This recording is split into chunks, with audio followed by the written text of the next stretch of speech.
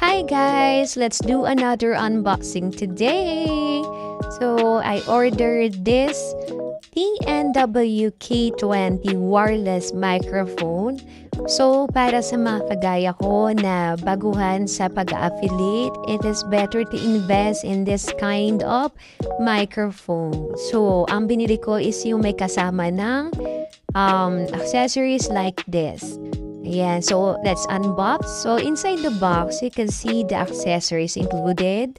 Ito yung para sa kanyang condenser na i-clip mo lang dun sa microphone itself. And then, may kasama na po siyang receiver na merong Type-C and USB-A. And this one is ito naman po yung kanyang manual. And included sa box is itong another standee kung saan mo ikakabit yan sa bilog niya later on at dun sa mic. And then, mayroon din tayong Type-C, USB. Ito na yung pinaka-mic na included, no? Black yung pinili ko kasi madumi ng puti. Ayan. So, andyan yung mga saksakan. Andyan yung knob. And then, ito yung pinaka-standing niya para mas sturdy yung ating mic.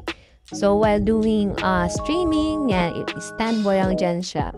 So, para ma-assemble siya, iikot mo lang ito kung parang standing niya dito sa pinaka-base.